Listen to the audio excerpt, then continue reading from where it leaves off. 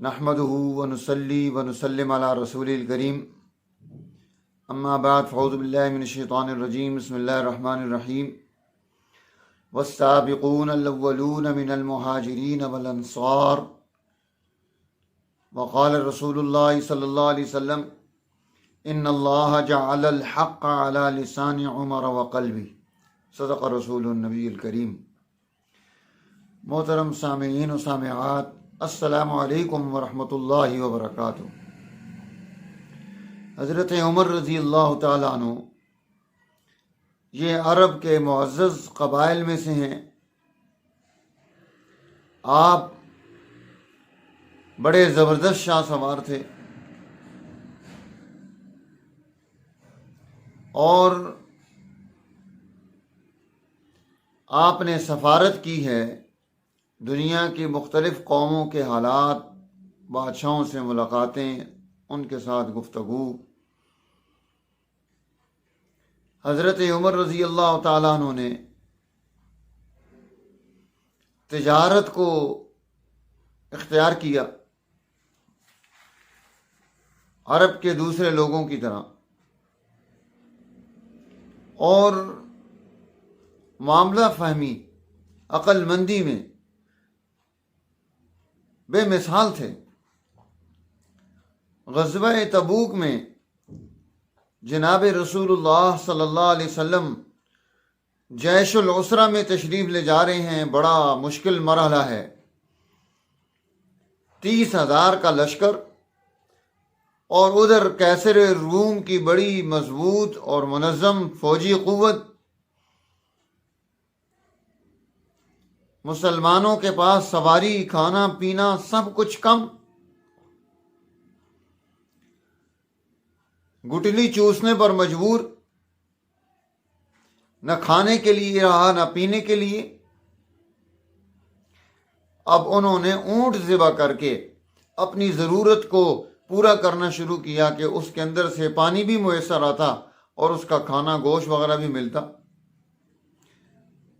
حضرت عمر رضی اللہ تعالیٰ نے جب 2-4 اونٹ، 6 اونٹ، 10 اونٹ ذبح ہو چکے تو جناب رسول اللہ صلی اللہ علیہ وسلم کے پاس تشریف لائے اور فرمایا، یا نبی اللہ، جب یہ سارے اونٹ ذبح ہو جائیں گے تو پھر اس لشکر کی بقا کی بنیاد کیا ہوگی؟ یہ کیسے باقی رہے گا لشکر؟ یہ صحرا میں کیسے سفر کرے گا؟ یہ ریت کا مقابلہ کیسے کرے گا؟ یہ واپس دشمن سے مقابلہ کر کے کیسے واپس پہنچے گا؟ حضور نبی کریم صلی اللہ علیہ وسلم نے فرمایا، عمر، سوال تو نے کیا ہے تو جواب دے، اس کا حل بتلا، کیا کیا جائے؟ حضرت عمر رضی اللہ تعالیٰ عنہ نے اب وہاں پر وہ کیا کر سکتے تھے؟ آگے بہت بڑی قوت دشمن کی، پیچھے سے کوئی کومک نہیں آ سکتی کہ سارے جمع کر کے لا رہے ہیں۔ حضرت عمر رضی اللہ تعالیٰ عنہ نے فرمایا، یا نبی اللہ، اللہ کی بارگاہ میں برکت کے لیے دعا فرما دیں۔ حضور نبی کریم صلی اللہ علیہ وسلم نے حکم دیا کہ جس کے پاس جتنا ہے وہ لے کر آئے۔ جب سارا جمع ہو گیا، ایک دسترخوان پر، جو چھوٹا سا دسترخوان تھا، اس پر چیزیں تھوڑی سی جمع ہوئیں۔ اللہ کے نبی نے برکت کے لیے، دعا کے لیے ہاتھ اٹھا دیے، اور اب اس کا نتیجہ کیا نکلا؟ ہاتھ اٹھانے کے بعد جب دعا ہو گئی، آپ نے فرمایا، جس کی جتنی ضرورت ہے یہاں سے لے جائے۔ یہ ہے تربیت یافتہ جماعت صحابہ کی، کہ اپنی ضرورت سے زائد وہاں سے کوئی بھی نہیں اٹھاتا، جمع کر لے۔ آج ہمارے پوری دنیا میں جب حالات مشکل آئے تو ہر آدمی کی کوشش تھی کہ سارا کچھ میں اپنے لیے، اپنے بچوں کے لیے گھر میں جمع کر لوں۔ غربت پیدا کر دی، چیزیں ختم ہو گئیں، سٹور خالی ہو گئے۔ ہمیں تو غیر مہذب سمجھا جاتا ہے۔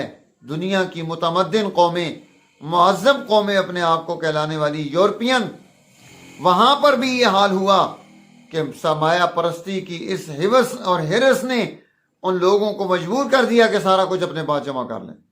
میرے دوستو، حضرت عمر رضی اللہ تعالیٰ عنہ نے ایسا نظام پیدا کیا، ایسا قانون پیدا کیا، انسانیت کے لیے ایسا سسٹم وجود میں لائے کہ آج بعد میں آنے والی قومیں وہ اس چیز کو اپنے سامنے رکھ کر اپنے لیے وہاں سے راستہ تلاش کریں گی، اسے مشعل راہ بنائیں گی۔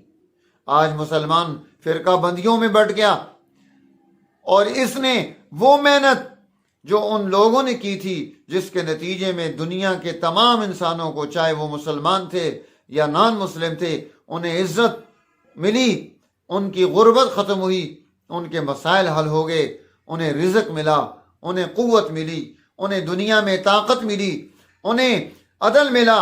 یہ ساری چیزیں حضرت عمر رضی اللہ تعالیٰ عنہ نے جو ہے وہ اپنی جماعت کے ذریعے سے ان تک پہنچائیں۔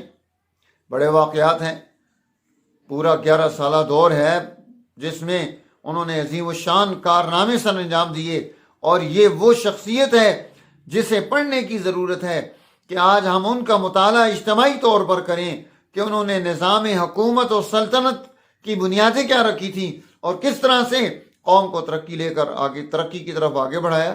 اللہ تعالیٰ ہمیں پھر آج ایسے ہی عمر پیدا کرنے کی توفیق نصیب فرمائے تاکہ ہم دنیا میں بھی سرخرو ہوں، آخرت میں بھی سرخرو ہوں۔ وآخر دعوانا الحمدللہ۔